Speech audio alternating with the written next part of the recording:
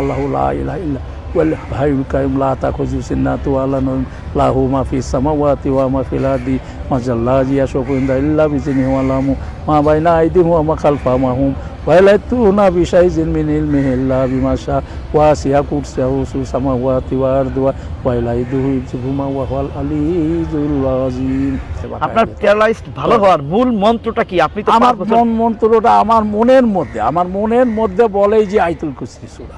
আমি যখন brain stroke করেছিলাম, ব্রেন স্ট্রোক করে আমি 5 বছর প্যারালাইজ, অর্ধেক পুরোটা জীবন একটা দেহের মধ্যে অর্ধেক প্যারালাইজ অর্ধেক ভালো।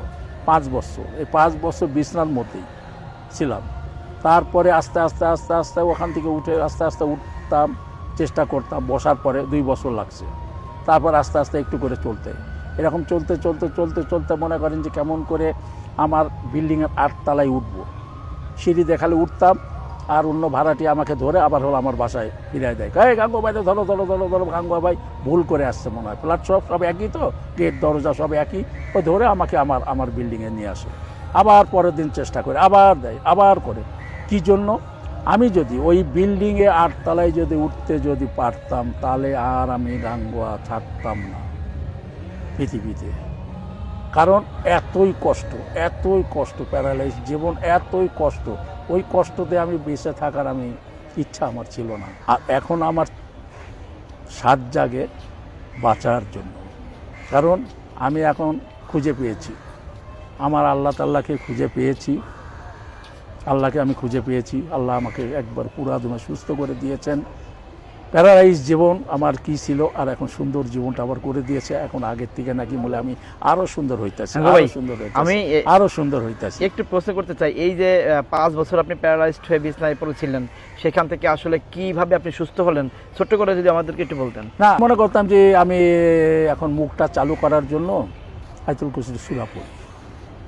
তারপরে আমি আরও অন্যান্য যেগুলা দোয়া কালাম আছে এগুলো আমি পড়ি, আস্তাগফিরুল্লাহ পড়ি আমি। এই জন্য আমি কইতাম লা হাওলা ওয়ালা কুওয়াতা ইল্লা বিল্লাহি আলিয়্যিল আযীম। মানে একেবারে সব সময় এগুলো সব পড়তে থাকতাম। আর তো ধরেন আয়াতুল কুরসি সূরা পড়তাম, যে তারা আমার রাস্তা বসা খাওয়া দাওয়া সব সময় আমি ফ্রি থাকলে আমার হলো দোয়া কালামই আমার সঙ্গে চলে। এটাই আমার সঙ্গের সাথী, জীবনের সাথী, সব কিছু। আচ্ছা, আমি প্রশ্ন করতে চাই, আপনার যখন মুখটা বেঁকা হয়ে গেল, তখন কি আয়াতুল কুরসি পড়তে কি আসলে একেবারে সোজা, একবারে সোজা? আমার হাতটাতে এগুলো সব বেঁকা ছিল, সব আমি গ্লাস ধরতে পারতাম না। আপনার সবগুলা সোজা। মানে আয়াতুল কুরসি পড়ে কি হাতে ফু দিতেন নাকি এমনিতেই? না, এগুলাতে আস্তে এমনি তো নামাজ পড়ে দোয়া পড়ে আস্তে ফু দিয়ে পুরাটা শরীরে করতাম। এই ফু দিয়ে পুরাটা শরীরে খালি। আপনি এই যে এখন নিয়মিত 5 ওয়াক্ত নামাজ কালাম পড়েন, সব 5 ওয়াক্ত নামাজ পড়ি, কোরআন শরীফ পড়ি। আমি দিনের মধ্যে যতবার ওযু করব, যতবার নামাজ পড়বো, অতবার আমি কোরআন শরীফ পড়বো, অতবার। আমার তো আর কোনো কাজ নাই। আচ্ছা, আপনার আসলে সিনেমার সংখ্যাটা একটু আমরা জানতে চাই, কত? আমার 900-র উপরে আমার ছবিতে আমি অভিনয় করেছি। সেই এক্সট্রা জীবন হইতে কোয়ার্টিস, তারপরে ফাইট ডাইরেক্টর, তারপরে আবার ছোট কোয়ার্টিসের অভিনয়, তারপরে মেন ভিলেন, তারপর থেকে তো আসি এরকম।